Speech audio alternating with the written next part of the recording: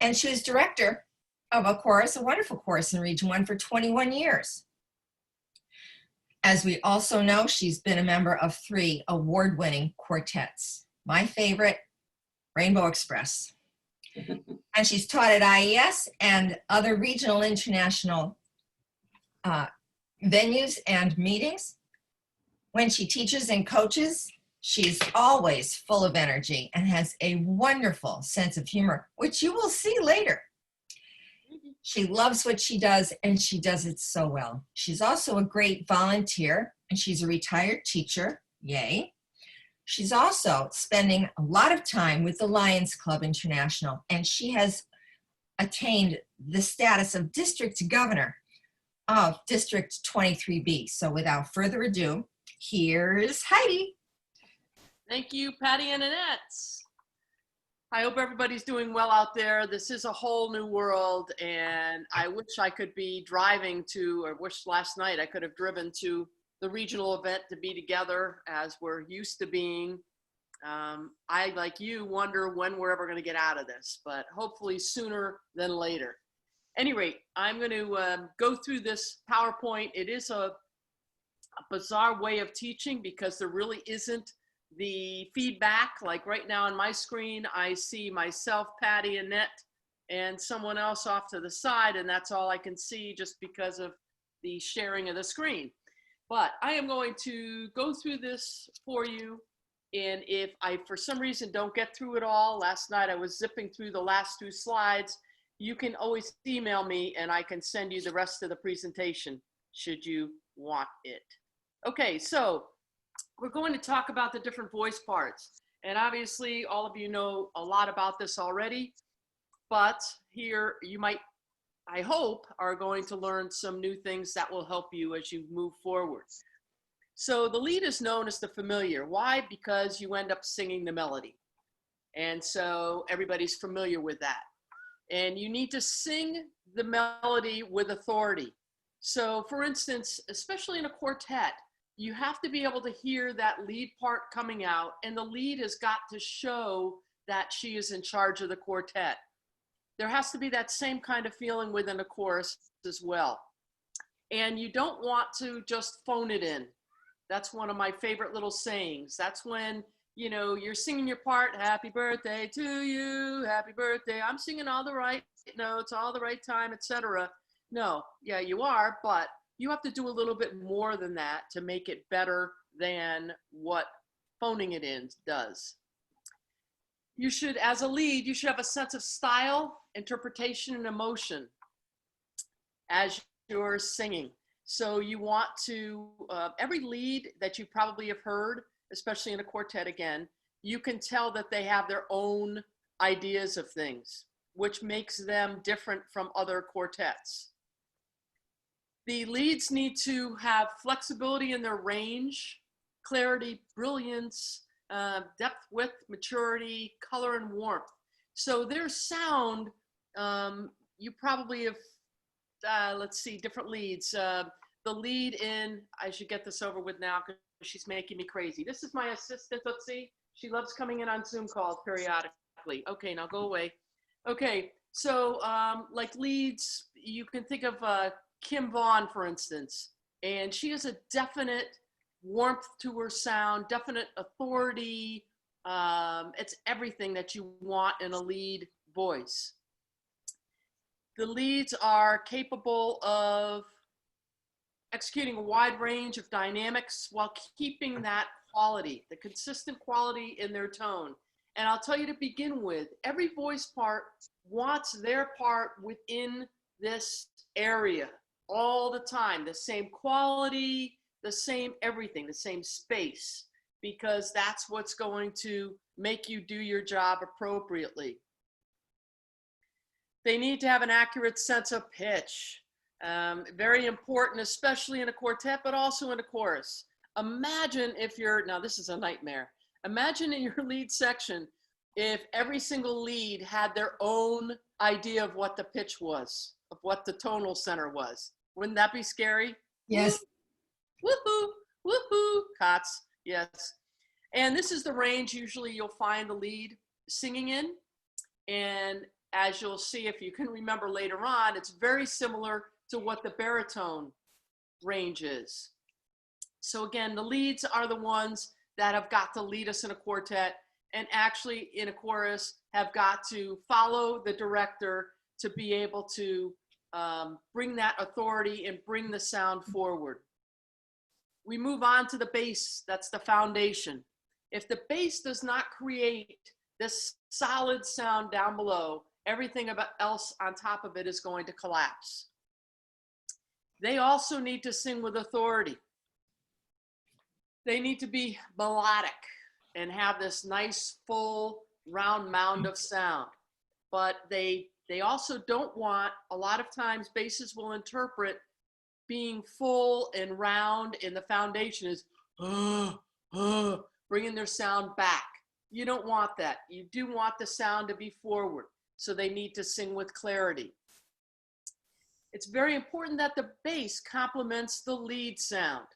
So if you find a coach constantly working on the bass lead sound, that could be a sign that you don't have a great combo there, and you might need, unfortunately, to think about switching out those voice parts. It is possible to make it happen, but sometimes the voices are just too divergent to pull them together well enough. So the bass also has to give up some of their authority to the lead. So they can't just think it's all about me, because we know it's not all about the bass. It's all about the baritone. No. The bass also wants to keep the sound, the song in pitch. They are definitely in charge of the rhythm and keeping us in rhythm and keeping us in beat. When the volume, if you have volume levels 1 to 5, and 5 is the loudest, obviously, and you're asking for a volume level of 2, the bass needs to be at least a 3 or a 4. They're always a touch louder than the other voice parts because it's harder for that lower sound to travel out. So that's what they always have to think about. They're involved in a lot of doubling, a lot of root and fifths. They have to be aware of when they're doubling so that they match, obviously, their sound with the other voice part. It usually is the tenor.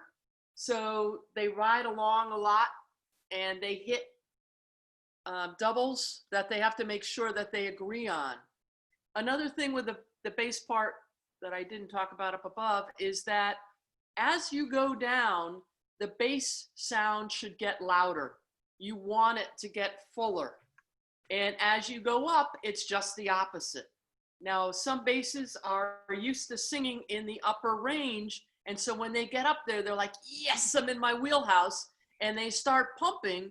And when they do that, it's going to whack out, that's a musical term, whack out, the entire balance of the chord.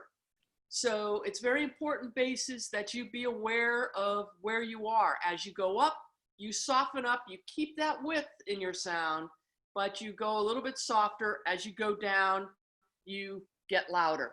And this shows your voice range. A lot of basses should be able to get down to the C below middle C, which is pretty low. We move on to tenor, the icing. You know how tenors are. Tenors, you know, do have a different personality. We all have to admit it. It's just the truth. But we like them anyway, because we need them. But if we're doing our job properly, in a quartet, for instance, the tenor note will be there. We will ring that note. And you will find in a quartet or a chorus, if the night has been going well and everybody is singing the way they're supposed to, the tenors will be exceptionally happy because it makes their job easy. So when you get done with a rehearsal, ask the tenor, so how was it? You know, and they'll probably go, what do you mean? What do you mean? And if they're very happy, then you know everybody was doing what they're supposed to be doing. So the tenor sings with clarity and brilliance. That's brilliance in their sound. They ride the overtone and make the sound sparkle. So again, I talked about the three parts. When they're doing what they're supposed to do, it's going to create that overtone. Sometimes all four parts can create a pedal tone, which is very cool as well. The tenor sings mostly in the head voice, having a cathedral feeling and a hooty sound. So I'll talk about this now. We have a barbershop cone. The bass part is on the bottom, the baritone, the lead, and then the tenor. And it used to look like this, sort of, kind of, where it was closed on top. As we have learned to sing with more resonance, and we keep learning to sing with more resonance, the top part of this cone has opened up. Tori Postma likes to think of it as a self-serve ice cream cone with a whip on top, to think of the sound that way. I'd like to say hooty, making the sound hooty and letting the sound open up more. So what I said is, with this, is more of a tenor pee-pee sound. Sorry, just the way I equate it. It's just too pinched. And by opening it up, it will help to round out the overall sound. And there's things in here I won't have us do, but it would be fun to do at some point, and that is to experiment, because you'll be able to hear it in a quartet or in a chorus, to have the tenors sing their sound like this and then have them open up. You will feel the difference in the sound. So tenors, I don't want to say it's a fairly new thing, but it's newer than it is older, if that makes sense. The tenor should have a good ear to tune to the chord and to be aware of octaves. When people start off singing with their particular voice parts, they have to do certain things on their music to remind them. As you go through time, you end up where you can rely on your ear, and your ear just tells you what you need to do. And some of you might be sitting out there saying, you know, I can't hear a thing. I don't hear what they're saying. You have to train your ears. If you can, get out in front of the chorus and just listen sometimes. And the more you do that, the better your ear will get, and you will be able to do it. Here is the range for the tenors. They're just way up in La La Land, where I don't want to go. And they also need to sing with the proper coning that I just talked about, same space utilized. So with the tenors, as they're going up, they keep that same space. They don't want to let it close down, because that will affect the resonance, and we don't want that to happen. Baritone, the best. Oh, sorry. They're the chameleon. They have got to be able to adjust to everything. And yes, they are the smartest. Sorry, no. They do need to have a little extra than what the other parts have. Sorry, but it's true. Right. Not because I'm a baritone, but those of you who do it know it. What's that? It's the truth. It's the truth. Okay, said by Annette. So the baritones create the glue and the lock and ring. So they are the ones that balance out the chords for the most part. They've got to figure out, okay, I have this sound in here with the three people. What do I need to do to pull these three people together to make them sound the best? Where am I in this chord right now? How do I need to sing? So it does involve a lot of thinking on their part. As you probably already know, the basics of baritone, when they're below the lead, they need to sing fuller, rounder. Okay, when they're above the lead, they need to not be heard, basically. They need to blend into the sound. They must be flexible in the vocal quality, consistency, and the upper and lower registers, as I was talking about, keeping this space, and try to keep their sound the same, which can be a challenge.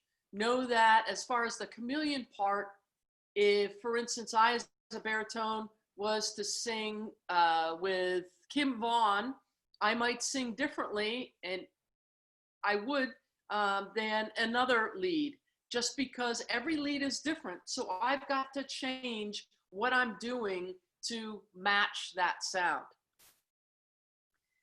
The baritone sings with less clarity and brilliance than the lead, because they don't want to take over. They probably could. No, just kidding, leads.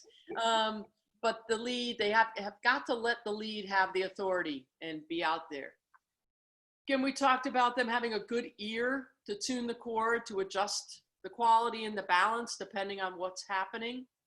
The baritones, for instance, and this is really true with all voice parts. When you have a moving line, a little, I'll call it a diddly that you have, and we'll just say it's a 2-note diddly.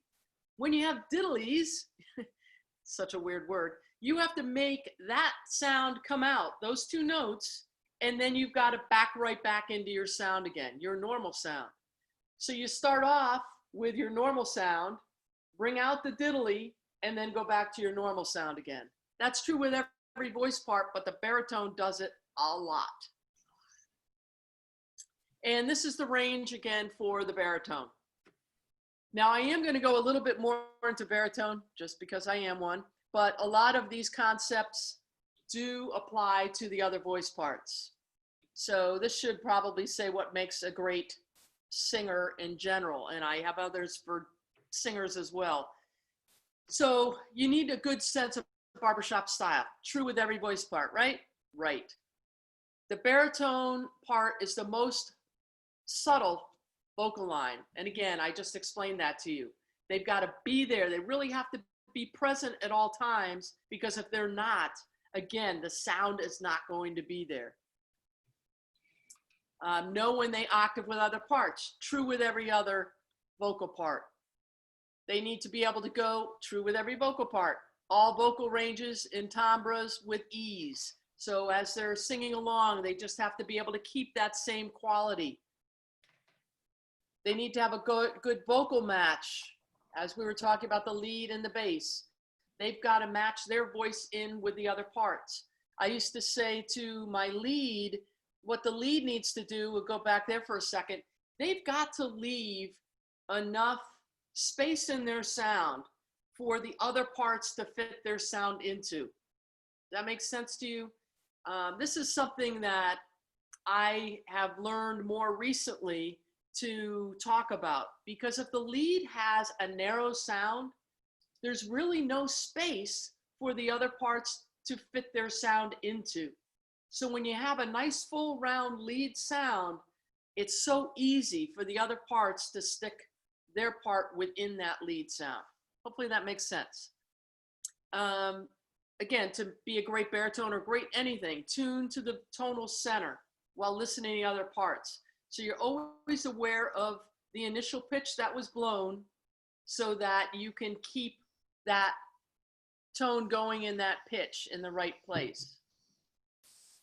So we've talked about this. Sing exactly with a lead. Again, this is true with all the vocal parts. Forget about being a great baritone. It's a great anything, while altering the sound to fill the space. So as you're singing as a tenor, you've got to be thinking about what the lead is doing and to go right along with them. As they have, some leads are so awesome. They sing in and out. You know, they feel the music so much, and you've got to be so in tune with them so that you can do those nuances with them. And sometimes you don't realize that until you duet. That's why duetting is so important, to figure out those little things your lead is doing and to follow along with them. And it's possible to do with a chorus, and you need to do it periodically so you know what's happening. Everybody still with me? Yes, Yay. we are. I don't see anybody, but hopefully everybody still is. Your voice in general should have some warmth to it. And so you want to, again, just have a nice, warm, round mound of sound. It shouldn't be, because nobody wants to hear this sound. It should be adding that space, adding that air, and having a natural resonance. Some people have more resonance than others. Doesn't mean you can't add resonance, because you can and you will. In general, as we sing, we should be thinking about our speaking voice. However, I have found, and I'm sure you have found this through your lives, there are some people whose speaking voices you would never want to hear that long, sorry. But in a singing voice, it's amazing how they can change that for the most part, but it is harder for them. Okay, melody lines should be melodic. I think that's a given. As far as finding the right voices to sing with, if you have the same, you probably have heard this, if you have the same vocal production, that is the key. If you're coming from the same place, that is going to make your life a lot easier. And everything else will come into play once you get beyond that. Again, I talked about the baritones, having that. We talked about that. Work on disappearing into the cone while enhancing the unit sound. Again, depending on where you are in the chord, it's very important. Every part know where you are within the chord so that you know what to do. Tenors, as you get closer to the lead, what do you have to do? You have to sing equally as loud. If you don't, that chord is just gonna, everybody's gonna be listening and go, what just happened there? So anytime any voice part is very close to another part, you need to sing equally as loud. All the other theories are out the window. Okay, you have got to be aware of when you're close like that. And for tenors, they don't like being low with a lead range. And so when I'm coaching, I'll keep going like this and they're looking at me like, I don't have any more. You have to give more. You've got to be equally as loud to make that sound just pop. Baritone needs to have a consistent roundness with her voice to fill each chord, which we did touch upon. Now, just in general, what it takes to be a good singer, and you could tell I'm talking fast because I want to get as much in as I can. Good vocal skills, which you can work on your own. I used to say with directing a chorus, it's up to you. I'm giving you the skills each week. Now it's up to you to go home and keep working on those skills. Imagine what the chorus would be like if every single singer took the time to work on their voice. And it's up to you. It's not up to the director. Director can only do with what they're given with each week.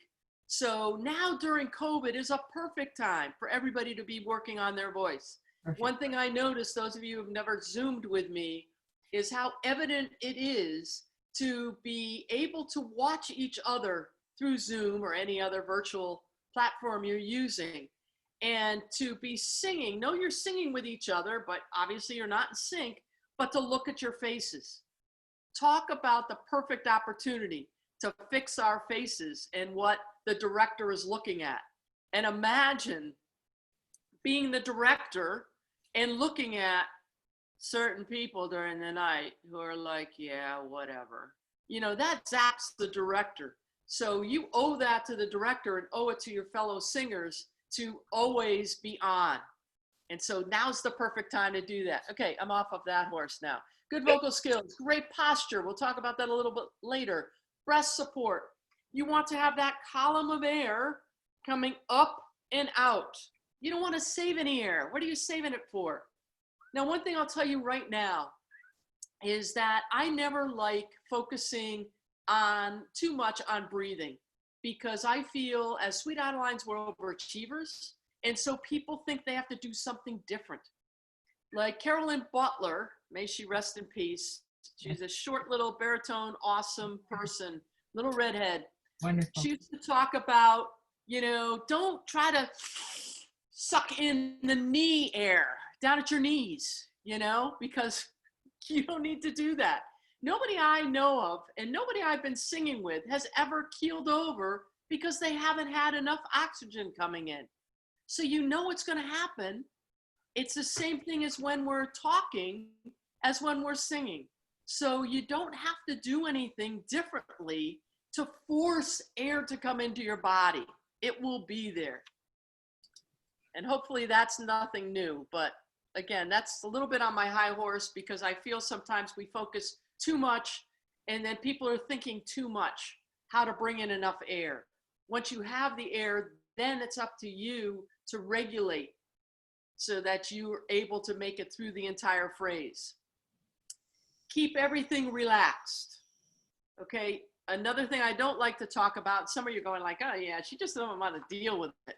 No, I know from experience, if you start talking about the tongue, your tongue will get ginormous and that's all you're focusing on. So I hate to talk about it because that's what happens. So just think of everything being relaxed, the tongue just laying there, okay? And usually it will happen unless you do something else to tighten up. Have that inside smile. with people, with masks on, and they're like, yeah, how do people even know, the picture was being taken? How do people know I'm being, I'm smiling? I'm thinking, that's the inside smile. They can see your eyes sparkling. And it's so true. And we are good at that for the most part. So during COVID, Sweet Adelines can make a difference out in the world because we can smile with our eyes and make people smile. And as an inside side journey, I know for whatever reason, it seems it's true later on in my life that I find people smiling back at me. And it's like, why are they doing that? But for the most part, and I didn't realize this, I have like a natural smile look on my face. So they smile back. Now I'll have to try that and be more aware of it when I'm wearing my mask to see if they go, oh, but it is amazing the impact that can have. Yes. So that's non-Sweet Adeline, but there you go. Obviously, to be a good singer, you need to sing the right notes with the proper support. Again, that all lies and falls back on you. Have a smooth word delivery. And we're going to talk more about right here, singing vowel to vowel, using your diphthongs versus focusing on the consonants. We don't talk about sing through T's and all of those. We just let those happen. You want to think about vowel to vowel singing. Dixie Dalkey used to be able to sing a song just on the vowels. Bless her. I didn't even ever attempt in my life because I know I couldn't do that, even being as analytical as I am. But you want to think about those vowels and just minimize the consonant before the vowel, get right to the vowel, stay there longer than you would with the consonants. Forward motion in general, you've got to constantly be thinking in your head, what next? What's next? What's the next thought you want to say? That will get you forward motion. As a director, I would say to the chorus with ballads especially, I want you to think of this as an uptune. I cannot make you go faster as a director. I can attempt, but I'm probably going to die, swishing my arms around trying to get you to go faster. It's easier for me to get you to slow down. So as a singer, if you can think of an uptune, think of a ballad as an uptune, it's going to be much easier on your director and the rest of the parts. And it'll give you that forward motion feel. Embellishments, use them. Don't just throw them away because the arrangers have put those in there for a reason. And that's the parts when I'm talking about where you bring your part out a little bit more, volume-wise, and even physically. You've got to show. That's something else I've been learning more recently. You've got to show that you have an important part. You can't just let it happen because people are going to be like, what just happened there? When the lead line goes to the bass line, visually, for instance, in a quartet, the lead should look to the bass should look to the lead, that there's a transference happening.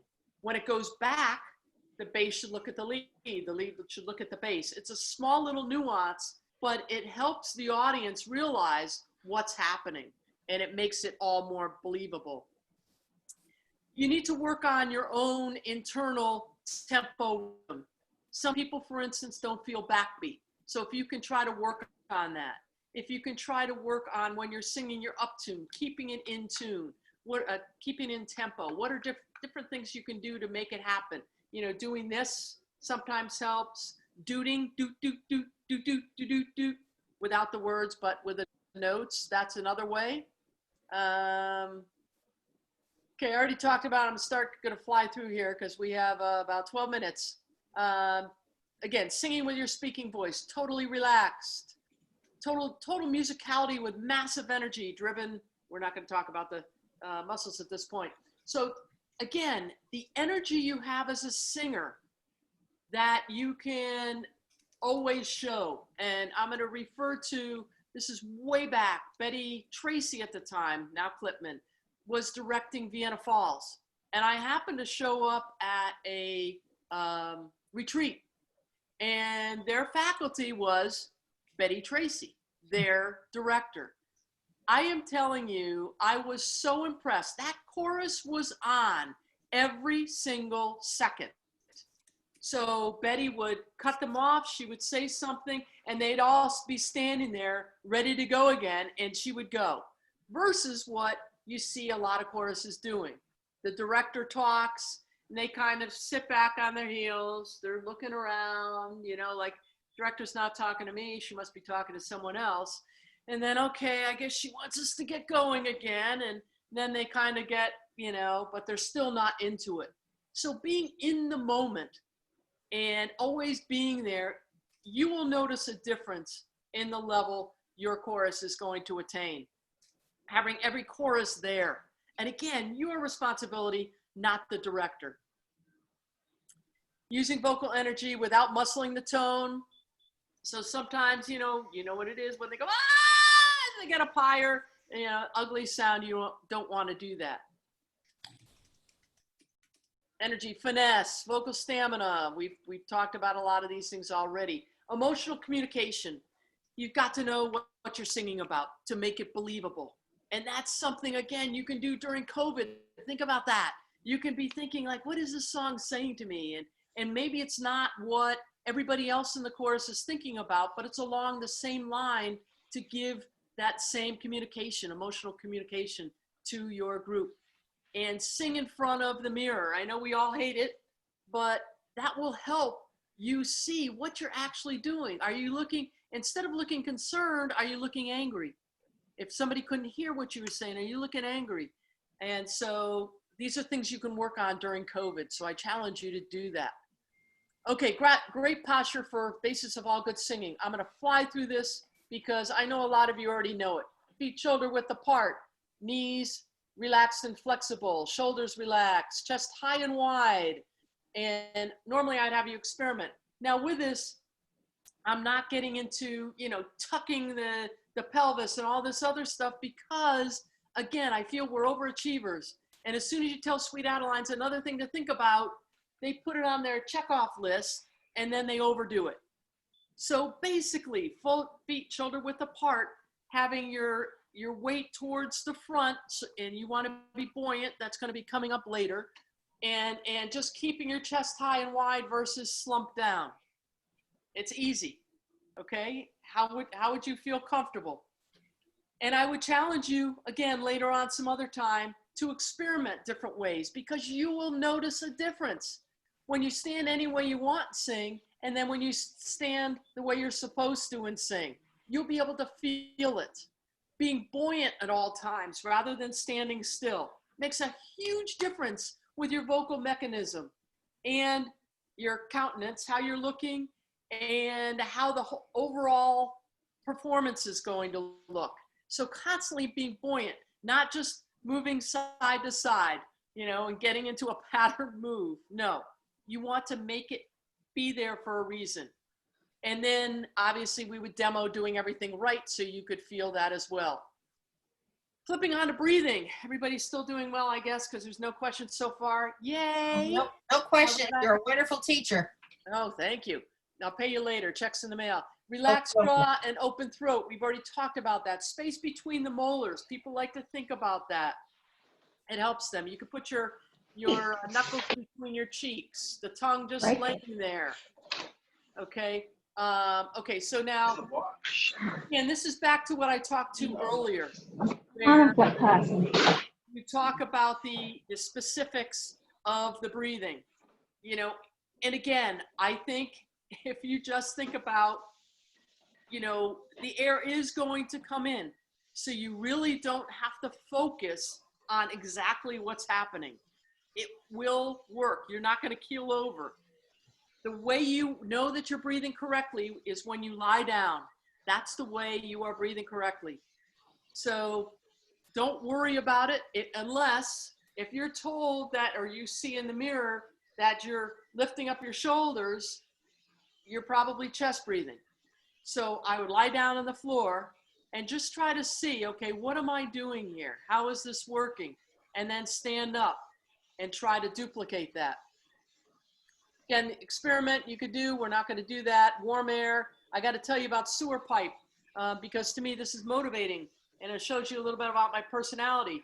When I want a chorus to sing with a constant sound, you know, constantly coming out, I talk about a sewer pipe, that if the chorus, you out there, are not producing this round mound of sound at all times, that's constantly coming this way, that the ugly sewage water is going to dump all over you. It ends up being very motivational because I move towards the chorus if I hear the sound like kind of being back here. So that's just something, a mechanism you can use. You need different things in your toolbox as a director to get people to do what you want.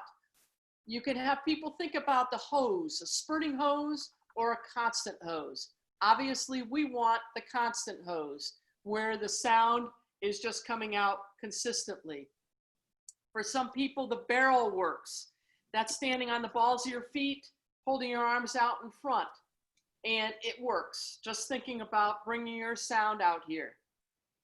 And the other thing, you can have them experiment the breathy so they can tell the difference between the two sounds.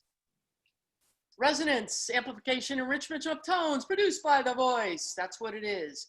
As we've gone through Sweet Adelines, we have become more resonant, which is better. As you can tell, I am talking faster so I can get through this because I have 5 minutes.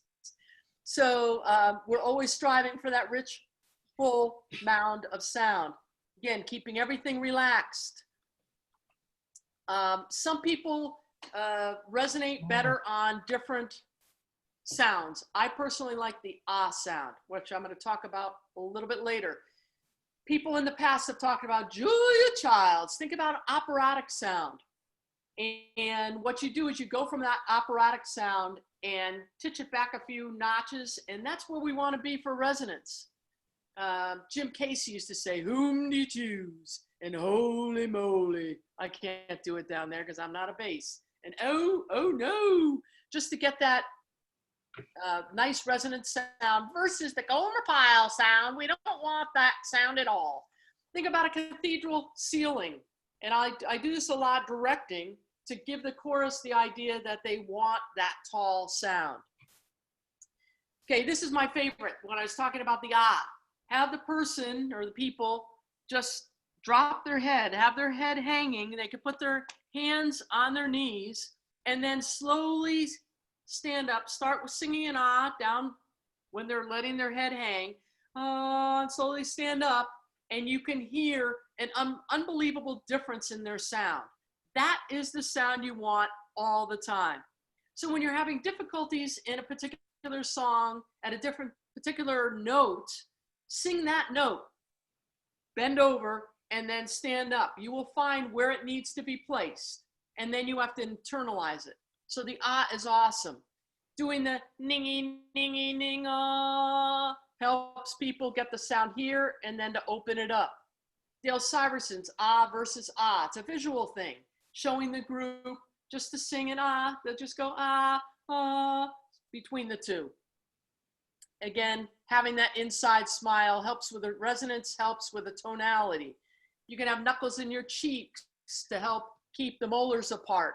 You could put your cleanest finger in between your molars too, and just to keep that space. And again, we would demo if we were together, inside smile with no face and have different rows. You can feel it.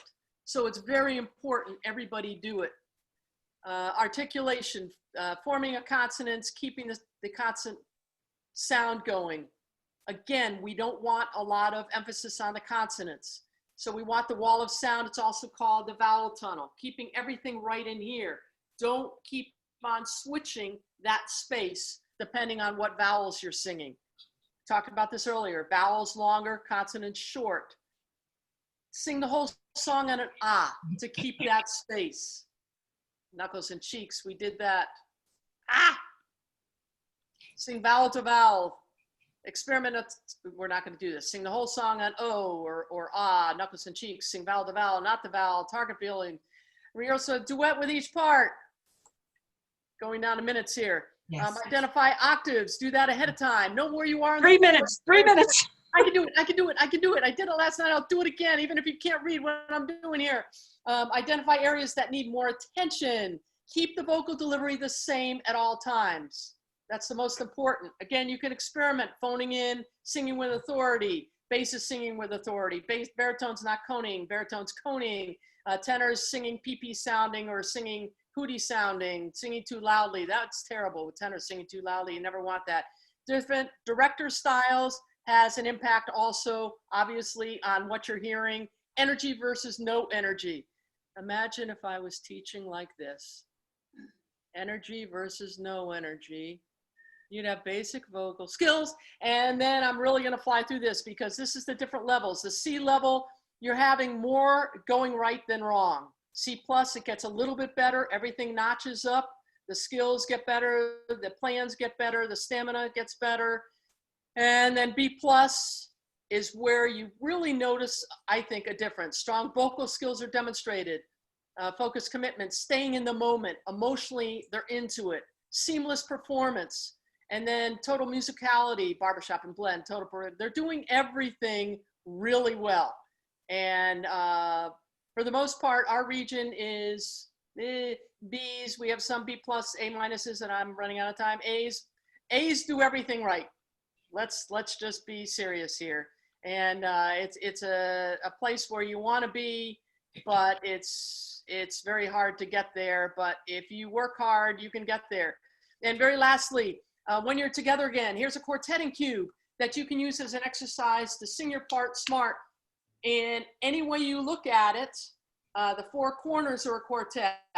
Across each way is a quartet. Up and down is each quartet. On an angle is a quartet. So you can have somebody up in front singing, you guys sing, you guys sing, you guys sing, and take turns. And then you can make and mix and match and do all that stuff. It's a blast. So if you have any questions, oh, Annette wanted a picture of that. There you go, Annette. Oh, thank you. Thank you. You're a doll. And it's a Heidi, thank you so much. Yes, thanks, Heidi. Thank you all for being here. I wish I could have seen you all. I can't wait till we're together again. If you have any questions, let me know. And I will get out of sharing screen because you have to do something else. Yeah, great job of doing an hour class in 45 minutes. God bless. Thank you, everybody. Okay, everyone, please remember to fill out your survey. I put the link into chat. Yes. So please make sure you go on and do that. And also the next class with Brittaline is right here. Right. So everyone can just stay right here and she will be in about 10 minutes. Yep. Woohoo. Thank you. And normally if we were in person, I would have the stamp, you know, good job. And we're not in person, so you have to do it on your own. Yes, yes. Can't wait till we can be together again.